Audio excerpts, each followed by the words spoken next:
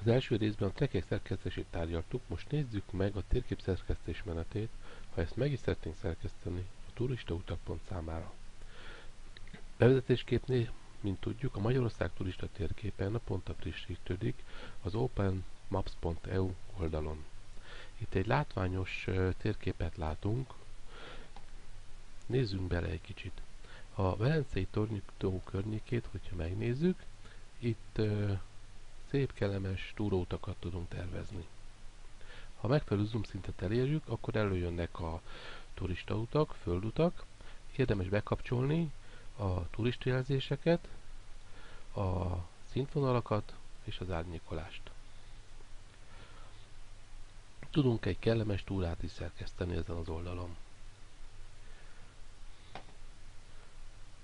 Klik, klik, klik, klik, klik, klik, klik, jobb egér gomb, és ez lesz a túra tervünk.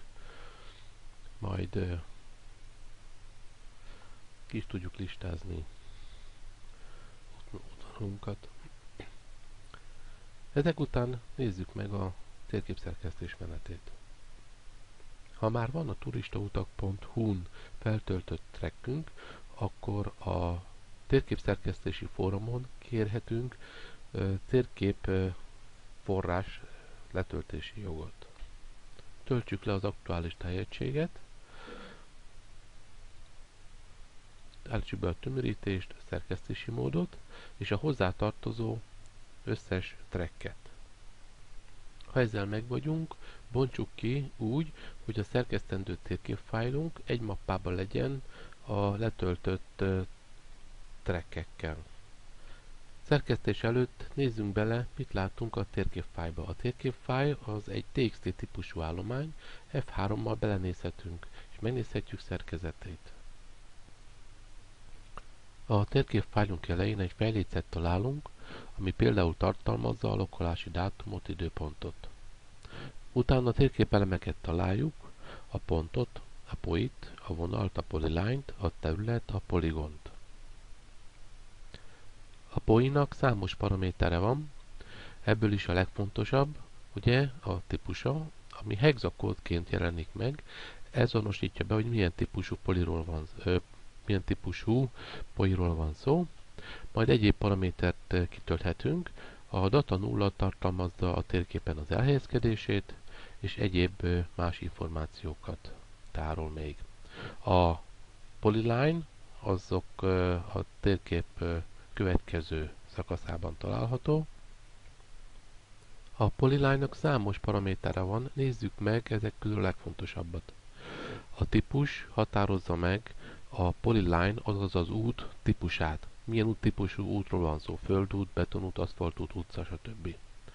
A data 0 határozza meg a vonal koordinátáit a térképen. Mint tudjuk, ívek nincsenek. Itt, hogyha egy kanyart szeretnénk összerakni, akkor bizonyos GPS koordinátákat közel tesszük egymáshoz, és így rajzoljuk ki finoman a körívet. De nézzük meg, hogy is néz ez ki a térképen, nyissuk meg a térképfájlt. Elindítjuk a letöltött MapEdit programot, és megkeressük Ctrl-O ezt a térképünket, megnyitjuk, és megkeressük az említett polyline-t, útszakaszt. Kijelöljük ezt a koordináta pontot, Ctrl-C, és a térképen pedig rázumolunk viszonylag közel, Z-vel átváltunk nagyítóra, majd Ctrl-G-vel, Ctrl-V-vel behelyezzük a keresett koordinátát. És megkapjuk azt az útszakaszt, amit az előbb láttunk.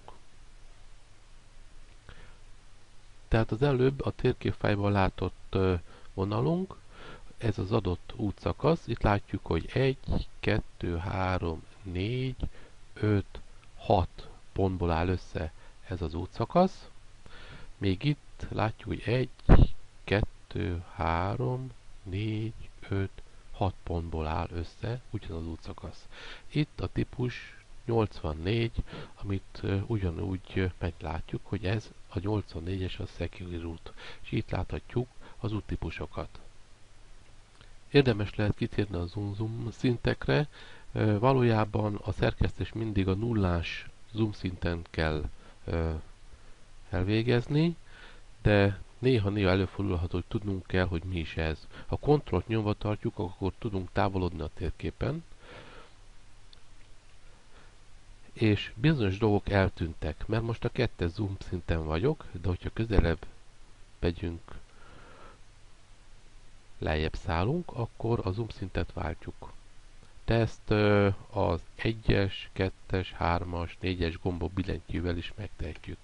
Ezek a zoom szintek esetén más és más elemek tűnnek el, és jönnek elő. Itt látjuk elviekben a nullás zoom szinten jelenik meg, és az 1-esig tart. Tehát a 2 zoom szinten ezt a földet nem látjuk, mert az end level az 2. Hogy itt 3-as lenne, akkor nyilván akkor 3-as zoom szintig látnánk. Ennek akkor van értelme, hogyha hátrébb jövünk, akkor értelemszerűen, hogy a 4-es szinten már csak a vastag, a forgalmas utakat látjuk. Az objektum igen lényeges paramétere még az ID, ami az adatbázisban azonosítja. Ezt az ID-t tilos megváltoztatnunk. Kitöltendő kötelező paraméter még az adott tájegységnek a megnevezése, illetve az utcanév megadása esetén az itt megadott érték megjelenik a térképen. A településen kívül lévő útszakaszoknál javasolt lehet megadni, például, hogy gazos, találtam egy mintát, tehát egy földút esetén adhatjuk az utcanévnek azt, hogy gazos, akkor ez megjelenik a GPS-ünkön, mikor túrázunk az erdőben. Természetesen településen belül ide az utca neve kerül. Javasolt még megadni a járhatóságot, az útszélességet, és még egyéb paramétert, amit majd térképszerkesztésnél beszélünk meg. Nézzünk egy példát, miért érdemes ezt megadni.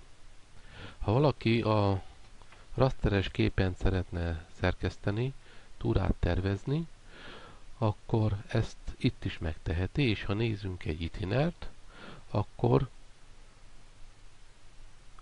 a rasteres szerkesztőnk fölhozza a burkolatot, a szélességet, de hát csak akkor tudja megjeleníteni, hogyha mi ezeket az adatokat felvittük. Az extra paraméterek kitöltése a szerkesztő editoron történik.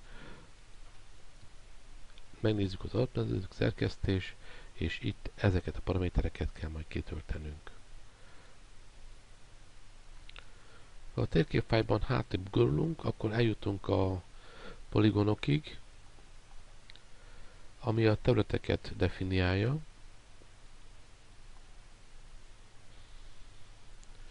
Itt a poligonnál, ugyanúgy a labelnél határozza meg, hogy milyen típusú, milyen nevű a poligonunk, nyilván a hexakód a poligon típusát, és a körbejárás irányít pedig a GPS sorrend határozza meg. Elképzelhető olyan poligon, amelynek több data 0 paramétere van. Ilyenkor vagy kivalljuk azt a poligon, vagy különböző területeket fog át egy poligon. És a fájl végén pedig látjuk a térképhez csatolt trackeket. Ezek azok a trackek, amiket külön a térképhez csatolhatunk. Ezek a E gomb megnyomása során hívható elő. Az E betűvel kibekapcsolható ezek a csatolt trackek. A térképfájl ismertetése után következő részben rajzoljuk meg Baracs utcáit.